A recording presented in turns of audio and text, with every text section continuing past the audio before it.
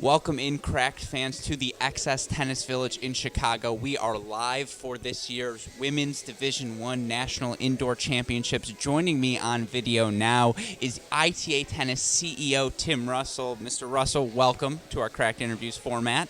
Thanks. It's a great pleasure to be here, and the ITA is thrilled to be at XS Tennis in Chicago for our premier team indoor event to kick off the 2020 spring season. Let me just say the pleasure, believe me, is all ours to be here this weekend. 16 of the top programs in the country, all in one facility. I believe XS is the only tennis facility in the nation to have 12 courts back to back to back to back in a row. You could land a small plane on those courts. You actually could look like a runway down there, but it's actually incredibly exciting to have two sets of 6 courts. We've got 2 dual matches going at a time. The level of play is incredibly high, but there's actually more than that going on simply because this place has a significant meaning in the city of Chicago.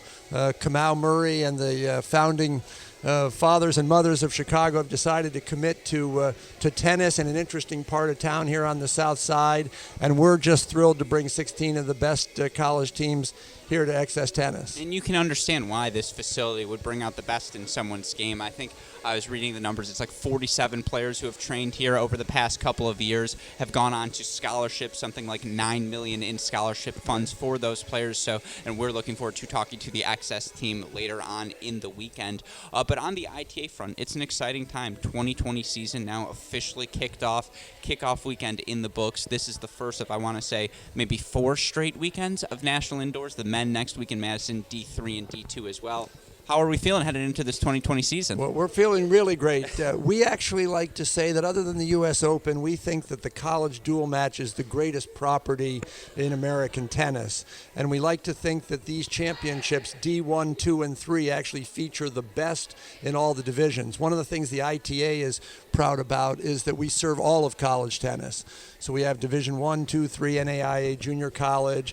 We have 1,200 schools, 1,700 programs, 20,000 student athletes, and these events, I think, feature the best not only of our athletes, but of our format, the college dual match. Oh, could not agree more. I always say I think the doubles point, the most exciting thing in all of tennis, 3 matches back to back to back, deuce points, momentum swings. It also gets the chippiest, which as a fan I think we enjoy the most. So, and it's so fun to see the quality of talent here. A lot of cool innovations on the ITA front as well. Our friends at Playsite, I know you guys are partnering with them for the weekend. We at Cracked Racquets fortunate enough to work the broadcast, so hopefully you viewers have been following along with that. But can you talk a little bit about the relationship with Playsite, how helpful they have been in helping grow this college tennis audience? Sure. First of all, Playsite was the first partnership that I actually initiated when I took over 5 years ago. Smart move. Well, and one of the things we've always talked about at the ITA is to try to be on the front end of innovative leadership, and Playsite is just one of those companies. Not only is the technology great, one of my biggest commitments has been to sportsmanship, so we've partnered with them in the world of the Play Fair initiative to kind of use Playsite like Hawkeye at the U.S. Open. But this weekend, we've actually taken their stream, added your commentary, which we think is always going to move us forward. One of the biggest initiatives on our strategic plan is to raise the profile of college tennis and to tell the stories. And as exciting as it is to be able to at least watch a stream, having the commentating takes us actually to the next level. I'm supposed to be flattering you, sir. You don't have to flatter me. No, we're here together. And actually, if people have been watching and listening, which I have and our team has, and people around the country, we've actually been calling up coaches who are not here going, hey, can you take a look? And everybody's thrilled with what's going on. Oh, really appreciate you saying that. And I want you to hold that thought on the Playfair technology, but you talk about the international aspect of the sport. So many players from around the world playing college tennis at all of the different levels. I do think over the past, 10 years, and that's my formative years of being a college tennis fan, the streaming has gotten better and better. How important is it for college tennis to have that component, to be able to broadcast the product? Because obviously if people aren't seeing it, I read a stat once, this is a tangent for me, that college tennis of all of the non-revenue sports has the highest retention rate of fans. How do things like the Playsite broadcast, these live streams, help accentuate the best features of college tennis? So you asked a couple questions, including the international element. First of all, one of the things that we can say is that the international nature, the global nature of our sport is a strength of college tennis. But also for the ability for anybody from a mother in Florida to a parent in Serbia to be able to watch a college match, I think really does actually elevate the level of our sport. We want people to not only watch our sport, but to talk about our sport, to tweet about our sport, to share about our sport. And not only is, I think, the ITA communications team doing a great job, but things like what you're doing, we're just getting more people talking about the sport, and not only in America, but around the world. Yeah, and it's led to a great product. You mentioned it over these next 4 weeks. It's college tennis is the best of the best you're going to see if you are a fan, and we encourage everyone, go tune into that live stream on Playsite. You can find it on the ITA website. Okay, a couple of questions for you, and then I know we have to go back and call some matches, watch some tennis. You're a busy man, but let's go back. I have some funky ideas for you. This is my chance to run. I have a lot of time on my hands. I don't know if you know that, and when I have actually, that you've for been you've true, been busy. I've watched you nothing but talking about tennis. That's true, but let's just say tennis is always on my mind, right? So even in those free moments, I'm thinking about it. I have some ideas for college tennis now. All right, let's hear 'em. I think we're still, Playfair technology on its way, but it's not quite there yet. So in the interim, the calls this weekend have been phenomenal. But sometimes that's a thing. So to combat hooking entirely, my idea, you make each overrule a point penalty for the entire team. So let's say, it's the 3 singles who gets overruled. Not only do they get the point penalty, but all of the singles players left on the court get the penalty as well. It incentivizes accountability between teammates, right? And it's a harsh solution to a harsh issue. Your initial thoughts on that idea? So first of all, as the governing body of college tennis, one of the most important things that the ITA does is actually create and manage and oversee the rules. Yeah. So one of the things I noticed when I took over was that our sport was actually in a slippery slope decline. I didn't expect when I took over this job that actually the most important thing I was going to do was address sportsmanship. So before we get to your idea, let me just talk about a couple things we've actually done. So one of the things I noticed was that we were holding our student athletes to a higher standard than our coaches. Mm-hmm. And by that I mean the coaches actually got a warning and the players didn't. Mm-hmm.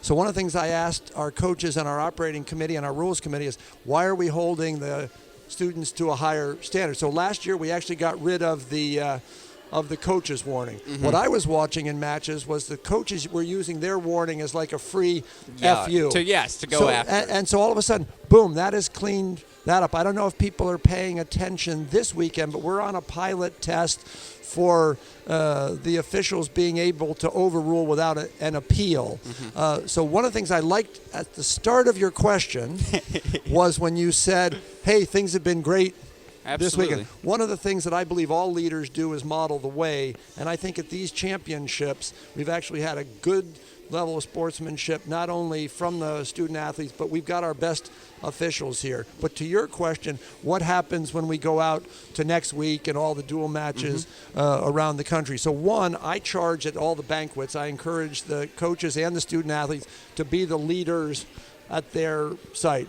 I've been talking about a concept called striving together. Okay. So the definition in Latin of the word competition isn't just to beat somebody, it's to strive together, to be worthy rivals. Now, to your point, I would like to think that we actually wouldn't even need to get there, but those are the kind of things that we're always willing to discuss. And I go back to mentioning the coaches overrule, because when we even proposed that, all the coaches went, oh my God, what is going to happen? So we actually do have a carryover penalty, but it doesn't happen as immediately or quickly as what you said. In my ideal world, I'm a believer in what Coach Dave Fish from Harvard used to say.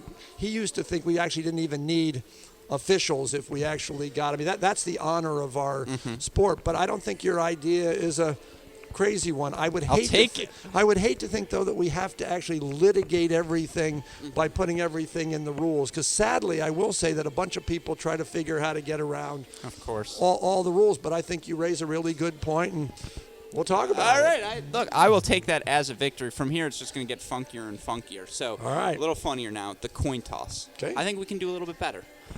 In lieu of that, my 2 solutions. A, rock, paper, scissors on all of the courts. Just the competition. Imagine you're at home, the meeting, Ty Tucker saying, guys, Florida throws paper 60% of the time. So, like, I see any rocks out of any of you, you're cut. Either that, or you have either the assistant or head coach for each team play 1 point out. Winner gets to choose on the courts the serving arrangements. I think the fans would enjoy that. Your thoughts? Okay, well, that's two things, so I got to do one. I'll do them in reverse order. I'm not sure we're going to get all the coaches to get on Sure. court. I've talked to some of them. It's kind of fun. I'm thinking it through because we do the rules for all of sports. So some coaches, we have men coaching, both men and women. Sometimes we have women coaching men and women. I'm going to have to think that one through. But the rock, paper, scissors, never heard it before.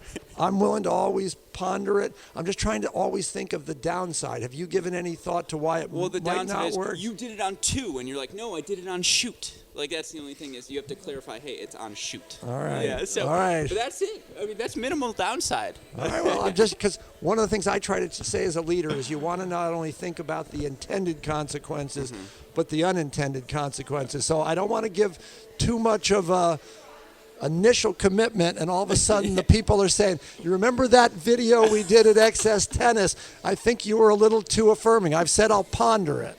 All right. No, I will take that. Well, my last question to you before we wrap up and go watch the rest of our wonderful play. And again, we can't be us at Cracked Racquets more grateful to you at the ITA for giving us the chance to help bring coverage to this. But entering the 2020 season, where do you view college tennis at? I happen to think it's at a very healthy place. Certainly the level of play gets better and better. We see more success from college players who are transitioning to the pros. But overall as a product, what do you think about college tennis heading into the new decade? So I think we're in a strong place. We've worked really hard over the last 5 years to build on the 40 years that David Benjamin put college tennis. There are some challenges on the horizon. Some of them have to do with budgets. I've had some people ask me what keeps me up at night or what makes me sleep with one eye open. I do think if we have another recession or another stock market crash, we also live in an environment where D1 programs are spending hundreds of millions of dollars on football stadiums and paying assistant football coaches $2 million. If all of a sudden there's financial problems, tennis can still be an easy target to cut. I actually think that even things like D3 are in a really good place. I think our format has gotten to people loving to come watch a match. I think what we're doing with not only stuff like the broadcast here, but putting our national championships on ESPN, is raising the profile. So I think the level of play is high. The ITA is also starting to work on things like coaching education, community engagement. We've launched a new program called Tennis for America, which is basically a national service project. So we're trying to recognize that college tennis is still ultimately about higher education. All of us who love tennis love the competition, but first and foremost, all of these students are lucky enough to do something that they love to do. They actually get to get an education, represent a great university, but we're ultimately about helping to develop championship human beings on the court as well as off the court. Yeah, and you mentioned that Tennis for America. I'm glad you snuck that in there as well, because I know as someone who didn't play college tennis, but tennis was a part of my life always, and you take the athletics out of an athlete, they struggle to have an identity, so that program's so enviable. So great to see players get the chance at a place such as the XS tennis facility in places around the country use tennis as a way to facilitate so many different things in their personal life. I should say on behalf of Cracked Racquets, we are grateful for all of the work you did. I agree. I think the product is better than it's ever been on the college tennis front. It's such an exciting time to be a fan. We are excited to get to be here not just this weekend, but for the men next weekend in Madison. Maybe, we're both going to be a week into this. Our hairlines are just going to be all over the place, but we'll try and do this again maybe when I see you there. Tim Russell, everyone. Tune in. Yeah, thank you so much. All right, have a great one. All right.